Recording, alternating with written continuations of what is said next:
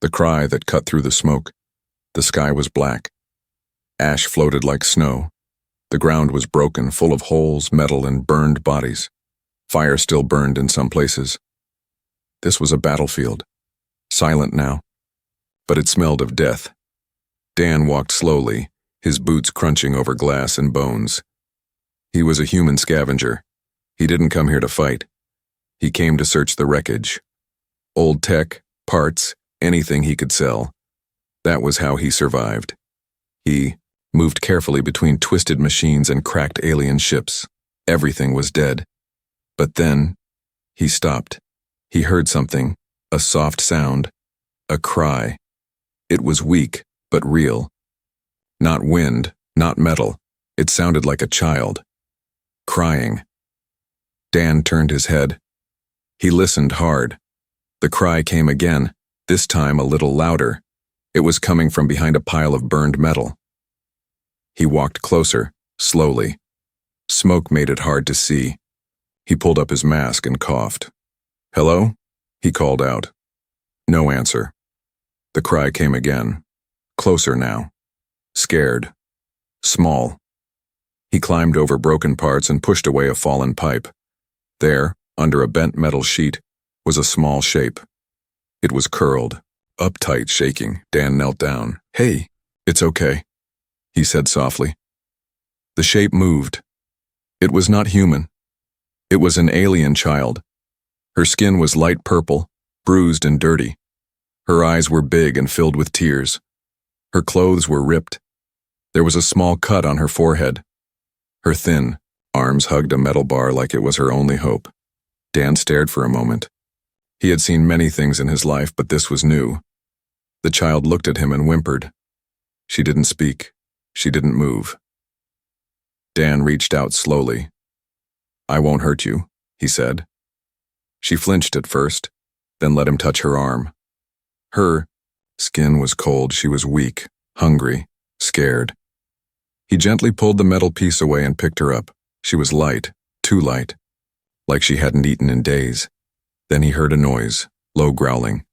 Dan turned fast, from behind the smoke. Something moved, big shapes, 4 legs, glowing eyes. Monsters. They weren't machines. They weren't people. They were wild, beast-like. Some had metal parts, others had claws and sharp teeth. All of them stared at him and the child in his arms. Dan stepped back. The girl whispered something in her language. He didn't understand, but he felt the fear in her voice. The monsters growled louder. He had no weapon big enough for them. He couldn't run fast with the child, but he had to try. Dan turned and ran. He jumped over a broken crate and ducked into an old shuttle half buried in the dirt. The door barely closed behind him before the monsters reached the entrance. They scratched and growled outside. Inside it was dark and cold, but safe, for now. Dan sat down, breathing hard. The girl was still in his arms, shaking. He looked at her. She looked at him. "Why are they after you?" he whispered. She didn't answer. Her eyes were full of fear, but also something else. Hope. She didn't know him, but she clung to him like he was the only good thing left in her world. Dan leaned back and sighed. He never asked for this. He just came to find metal and junk. Now he had a hunted alien child in his arms and monsters at the door. He looked at the door. It rattled. He looked at the girl. She closed her eyes and rested her head on his chest. Something deep inside Dan changed. He wasn't just a scavenger anymore. He was her protector now. The creatures in the shadows, the night outside was not silent. The monsters were still there. Dan could hear them breathing, sniffing, scratching the old shuttle's door with claws that scraped like knives. Inside the shuttle, Dan stayed still. His arms were tight around the child. She had fallen asleep, or maybe passed out. Her small body was cold. Her skin looked too thin. Every few minutes she twitched in her sleep. Dan listened closely.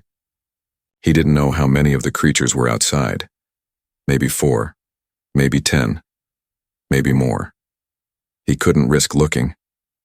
Then he heard something that made his blood freeze.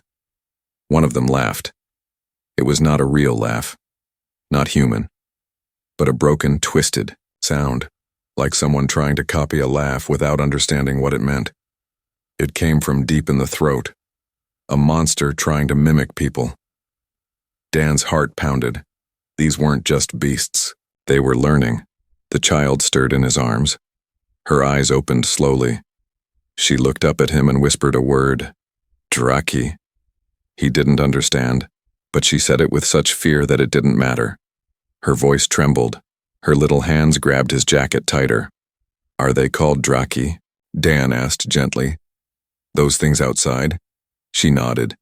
Then her eyes glowed faintly in the dark. Not bright, but enough to light up her tears. Dan took a deep breath. He needed a plan.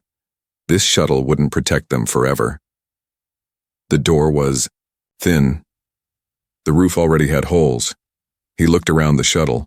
Old wires, dead panels, broken lights. No weapons, just old junk. Then he spotted something in the corner. A flare gun, one shot. Maybe it still worked. Dan picked it up. It was dusty. The trigger was stiff. But it might be enough to blind or scare the monsters just long enough to run. He placed the child on the floor, wrapped her in his coat and whispered, Stay here. Be very quiet. She didn't want to let go, but she obeyed. Her glowing eyes followed him with fear and trust. Dan moved to the back door of the shuttle. It hadn't been used in years, but it was there, rusted shut. He pushed it slowly. It groaned, loud. The growling outside stopped. Dan's heart stopped too. Then came pounding footsteps. They were coming. Fast. He aimed the flare gun at the side. Wall boom! A blast of red light filled the dark. The flare shot through the wall, breaking the metal and setting fire to the dry grass outside. The monsters screamed. They weren't used to light. Their skin sizzled under the sudden flame. Dan grabbed the child and ran through the back door. The monsters were blind for a few seconds, but seconds were enough. He ran through the smoke and fire, holding her close, dodging debris and sharp metal. But one of the Draki jumped from the side and landed behind him. It screeched, its voice full of hunger and hate. Dan turned, holding a broken pipe he grabbed from the ground. The creature was huge. Half machine, half beast. One eye glowed red. Its claws were longer than Dan's arm. Dan stood between it and the child. Come on, then, he growled. But before the beast could move, the girl screamed. A strange energy burst out from her. Blue light, like a wave. It hit the Draki and threw it into the wreckage, crashing it into metal and fire. Dan stared in shock. The girl fell to her knees, breathing fast. Her body shook. Her eyes stopped glowing. Whatever she had done, it had drained her. Dan picked her up again and ran. This time the Draki didn't follow. Maybe they were scared. Maybe they were planning something worse. He didn't care. He had to get her far away. They found a cave at the edge of the battlefield. Dan built a small fire. The girl slept on a blanket of old cloth. Her breathing was soft now, peaceful. Dan looked out at the dark land beyond the cave. The monsters were still out there, watching, waiting. But tonight, they had seen something in that little girl. And so, had Dan. She wasn't just a child. She was something powerful, something dangerous, and someone everyone wanted. But only he had answered her cry, and now he would never let her go. She's not a regular child. Dan didn't sleep that night. He sat at the mouth of the cave holding a long metal rod like a weapon. His eyes scanned the darkness, but his mind was full of questions. Who was this child? Why did monsters hunt her? And what was that strange blue energy? Behind him, the little alien girl slept, wrapped in his old jacket. Her breathing was slow, but steady. Her small body twitched now and then like she was dreaming. Her hands sometimes lit up softly with a faint blue glow, then faded again. Dan had seen many alien species in his years as a scavenger, but he had never seen a child like her. In the morning, she woke up slowly. Her eyes were tired but clearer than before. Dan offered her a protein bar from his pack. She looked at it like she'd never seen food before. After a second, she took it carefully and began to eat, slowly, like she was afraid it would disappear. Smiled. "My name is Dan," he said, pointing to his chest. "Dan?" She looked at him, then touched her own chest. "Ziri," she whispered. Dan repeated it. "Ziri." She nodded. They had a start. Later, as the sun rose, Dan noticed something strange. Ziri's cuts were healing, fast. The deep scratch on her arm had almost vanished. Her skin was still pale but stronger. She didn't act weak anymore. She stood up on her own and walked around the cave, touching rocks, looking at the fire like she was trying to understand it. Dan asked gently, "Are you a special child?" Ziri looked at him. She didn't understand the words, but something in her face changed. She seemed older, not in age, but in her eyes, like she knew too much for someone so small. Then she surprised him. She pointed to his chest. "Human. Safe," she said slowly. Then she pointed to herself. "Ziri. Not safe." Dan stared. She was trying to warn him. He shook his head. "You're with me. I'll keep you safe." She smiled a little, but Dan could tell. She didn't believe that would be easy. They left the cave before noon. Dan knew they couldn't stay in one place too long. He carried Ziri on his back and they traveled through the hills away from the old battlefield. The land was dry, full of broken metal and old bones. No one lived here. But something watched them from a distance. At one point they found a broken drone, alien tech. Dan tried to open it, but Ziri stepped back fast and screamed, "No!" Too late. The drone beeped. Then it blinked red. Dan pulled Ziri behind a large stone just as the drone exploded. It wasn't just a trap, it was a beacon. Now someone knew where they were. That night they hid inside the remains of a crashed ship. Ziri lay quietly, staring at the ceiling. Dan looked at her. "You've done something to yourself, haven't you?" Ziri blinked. He continued, "That energy, your healing, the monster's afraid of you." Ziri sat up and touched his hand. Then, in her slow, careful voice, she said, "Ziri, not born, Ziri, made." Dan's breath caught. "Made?" he whispered.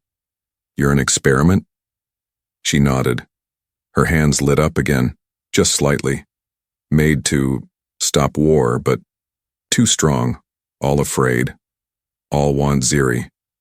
Dan leaned back. His mind spun. She wasn't just special. She was a weapon. A living weapon. No wonder the monsters chased her. No wonder the machines attacked. Everyone wanted to control her or destroy her. Dan looked at the stars through the cracked ship glass. He thought about selling scrap. About living day to day, never planning more than tomorrow. Now he held the galaxy's most wanted child in his care. She trusted him, and no matter what came next, he wouldn't run. He had chosen. He wasn't just protecting her now. He was standing between her and the whole galaxy, the human and the horde. The warning came with the wind. Dan and Ziri were hiding inside the crashed ship. It was quiet at first. Too quiet. But then the air turned heavy. Still. Silent. Ziri sat up fast, eyes glowing faintly. "They come," she whispered. Dan stood at once. "Who?" Ziri looked toward the dark hills. Her voice was soft, but full of fear. "The horde." Dan didn't wait to ask what that meant. He grabbed the few supplies they had, checked his knife, his small blaster, and then peeked through a crack in the ship wall. And he saw them. Not one, not five. A wave, a swarm of creatures moved across the broken land like a black river, crawling, stomping, flying. Dozens of shapes, some tall as buildings, some small and fast like shadows. Eyes glowing, teeth flashing. They weren't wild animals. They were hunting. Together. Organized. Dan's blood ran cold. He turned to Ziri. We can't run. They'll catch us in minutes. She looked at him. Hide? No use, he said.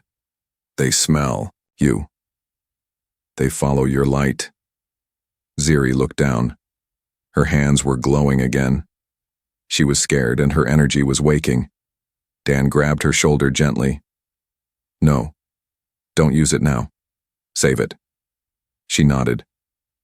He scanned the ship again. They were inside. The engine room. Metal pipes, fuel cells, broken panels. Then he had an idea, not to run, to fight. Dan got to work fast. He wired old fuel cells into a trap, set charges near the door, made noise by dragging metal so the horde would come straight to him. Ziri watched, silently. You're a weapon, he said to her. But tonight, so am I.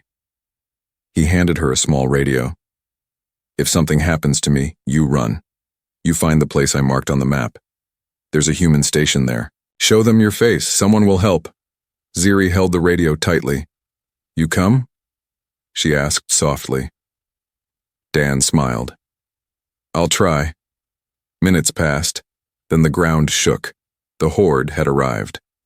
The first creature smashed through the side wall. It was a spider-like machine with blood-red eyes. Dan hit the trigger. Boom. A wall of fire blew it back. But more were coming. Dan stood near the engine room doorway, gripping his metal pipe. He wasn't a soldier, but tonight he had something to protect. He hit another switch. A flash bomb exploded, blinding half the creatures entering. He charged, smashed one in the leg, kicked another into the fire. They kept coming. They roared, screamed, clawed. Dan kept fighting. One creature pinned him down, a horned beast with a glowing chest. It raised its claws. Then, Ziri screamed, not out of fear, out of power. The air cracked. A blue shockwave burst from her body. The walls trembled. The ceiling cracked. Monsters flew backward. Some exploded into dust. Others screamed and ran. Dan blinked through the light. Ziri stood in the middle of the chaos, eyes glowing like twin moons. She looked taller, older, but as the light faded, she collapsed.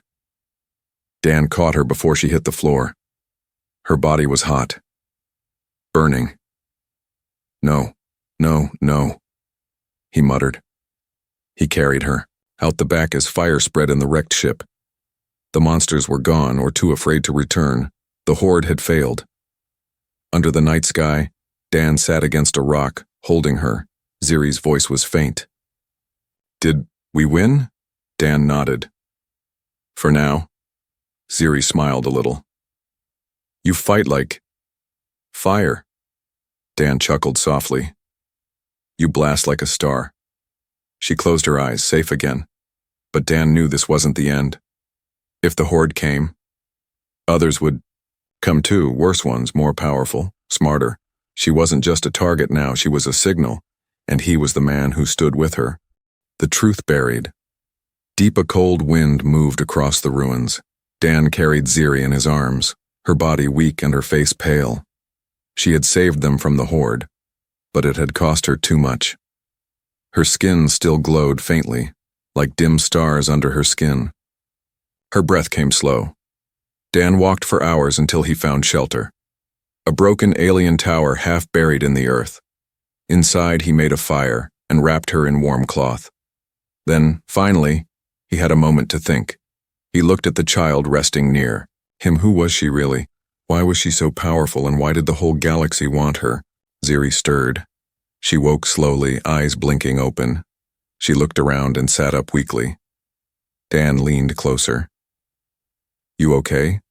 She nodded. He handed her a warm drink. Ziri, I need to know the truth, please. She stayed quiet. Then she stood up, walked to a dusty wall and reached behind a loose stone. Dan watched as her small fingers pulled out a glowing cube. It wasn't just a toy. It was a memory cube, a storage device from alien tech. Ziri offered it to him with both hands. Dan took it and pressed the center. The cube came to life. A hologram appeared, blue light showing a tall alien woman. She wore a long coat and had the same glowing eyes as Ziri.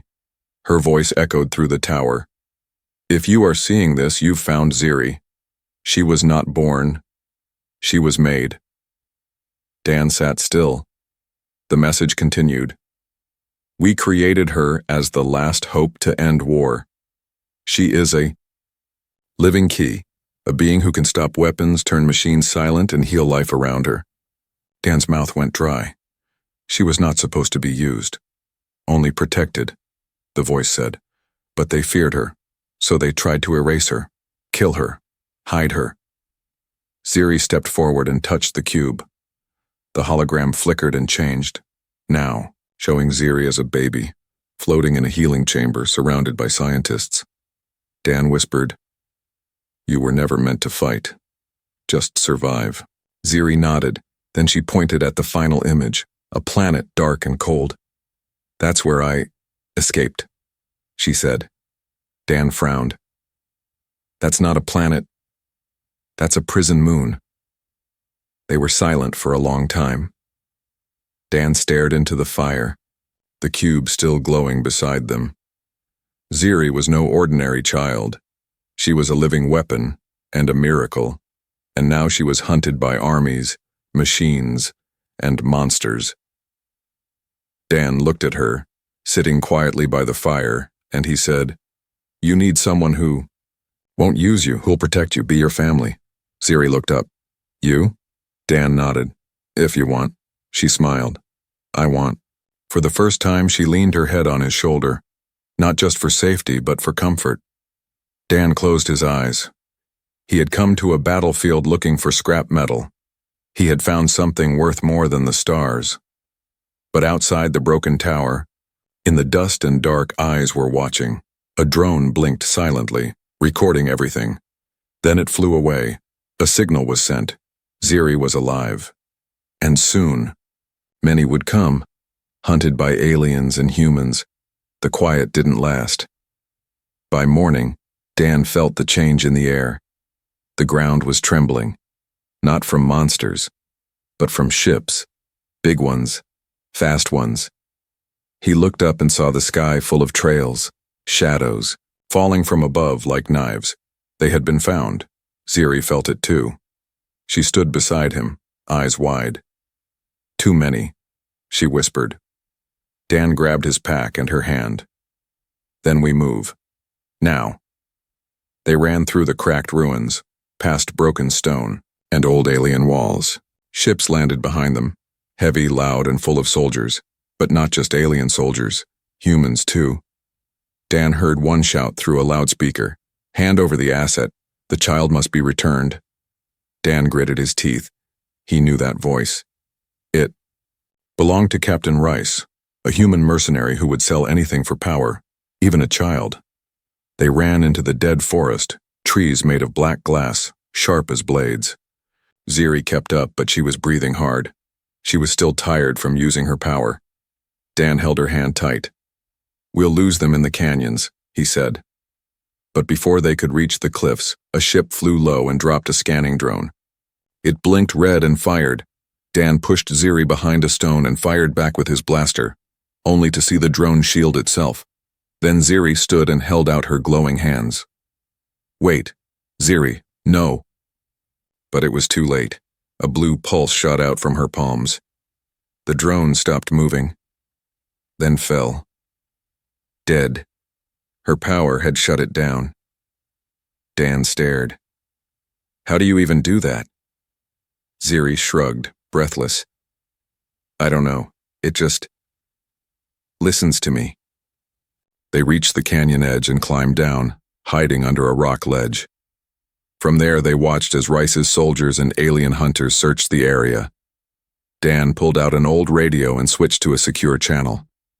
He called an old contact, someone who owed him a favor. Harper. You there? Crackling. Then a voice. Dan? Is that you? What did you get yourself into? Dan didn't waste time. I've got a child, not human, not safe. She's being hunted. Harper went silent for a second. Then, "Where are you?" Dan sent his location. "We need a ride out. Now." "I can give you one," Harper said, "but it won't be free." Dan looked at Ziri. She had curled up beside him, tired again. "I'm not paying in credits," he said. "I'm paying with a life that matters." Harper replied quietly, "All right, one pickup, one chance." That night, Dan and Ziri traveled underground through old tunnels, remains of a forgotten alien city. The walls glowed faintly from the past. Symbols moved like ghosts. Ziri stopped at one and touched it. It lit up. A voice spoke from the wall, ancient and calm. Dan didn't understand the words, but Ziri did. She turned to him. "They know me here," he nodded. "Then let's move before someone else finds out." Finally, they reached the surface. Harper's ship waited on a hill, but so did trouble. Reese was there, with a weapon drawn. Dan froze. Reese smiled. "You always did have bad luck, Dan." Ziri stepped behind Dan. Reese saw her. "So that's the girl. Worth more than 100 planets." Dan didn't flinch. "She's worth more than you can understand." Rice raised his gun. "Hand her over, or I shoot." Dan said nothing. Then Harper's ship opened fire. Laser blasts hit the dirt, making Rice dive for cover. Dan grabbed Ziri and ran. They climbed aboard the ship as Harper shouted, "Get in, we're leaving now." The ramp closed. The engines roared. Dan held Ziri tight as the ship blasted into the sky. Below them, Rice screamed in rage. Inside the ship, safe at last, Ziri whispered, "We live?" Dan smiled. "We live." But he knew it wasn't over. They were safe for now. But the galaxy knew her name, and soon more would come. Kings, warships, empires, and one man would stand between them and the girl who glowed, the man who answered the cry. The stars outside the ship looked peaceful, but Dan knew better. Peace was only the eye of the storm. Ziri was asleep in a small bunk beside him. Her face looked calm now, but Dan could still see the glow under her skin. Quiet, soft, like a star waiting to burn again. Harper's ship flew silently through the empty zone, a place where no government claimed control. A hidden corner of space where secrets were buried and rules didn't reach. Dan sat near the window, holding the memory cube Ziri had given him. He had played the message again and again. "Protect her," the voice had said. "Not use her.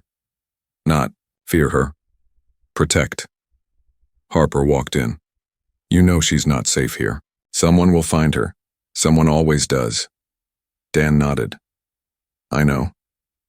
I can take you both to the fringe worlds, a place called Myrna 3. They don't ask questions. People vanish there." Dan looked at Ziri. "She doesn't need to vanish," he said softly. "She needs to live." Harper sighed. "And what about you?" Dan didn't answer, but the question stayed in the air. A day passed. Then 2. On the 3rd day, they reached Myrna 3, a green planet with thick forests, clean air, and no satellites, no patrols, no scanners, just quiet, just life. Dan stepped onto the soil with Ziri in his arms. She looked around, her eyes wide. "Pretty," she said. Dan smiled. "Yeah, it is." They followed Harper to a small, hidden shelter deep in the forest. It had power, water, food, and distance from the rest of the galaxy. "This is it," Harper said. "Your new beginning." Ziri looked up at Dan. "Stay?" she asked. Dan knelt beside her. "Yes, we stay." But the galaxy didn't forget. A month later, an envoy arrived. One ship, silver and silent. No weapons. Dan stood outside the shelter. Ziri behind him. A tall figure stepped from the ship, cloaked with glowing eyes like Ziri's. The figure bowed. "I am her guardian," the alien said. "We thought she was lost. You saved her." Dan didn't speak. The alien stepped forward. "You do not understand who she is. She carries the last code of peace. All sides want her, to control her, or kill her. Dan finally replied, I know. That's why she's here. The alien's voice softened. You are not like others. Dan looked back at Ziri. She called for help. I answered. The alien nodded. Then we ask one more thing. Dan tensed. What? Let her choose. They turned to Ziri. She stepped forward slowly. Her eyes glowed. Her voice was clear. I choose him, she said. The alien bowed again. Then we will guard from afar. She belongs to no one, but she is not alone anymore. They left. No fight, no war, just understanding. Years passed. Ziri grew stronger, smarter. Her powers came and went like tides. She laughed more. She ran in the forest, climbed trees, learned human songs. Sometimes Dan saw her sitting by the stream, talking to the stars, as if they were old friends. Sometimes he saw her cry in the night, remembering what had been done to her. But she never called herself a weapon again. She called herself Ziri, and she called Dan Father. One evening she asked, Why did you help me? Dan didn't answer right away. Then he said, Because the world was full of monsters, but your cry sounded human. Ziri smiled and hugged him. In the end, no one wrote stories about Dan. No medals, no statues, but somewhere in a quiet forest on a distant world, a man and a girl lived, and the galaxy kept turning. Because once, when a child cried among monsters, a human answered. The end.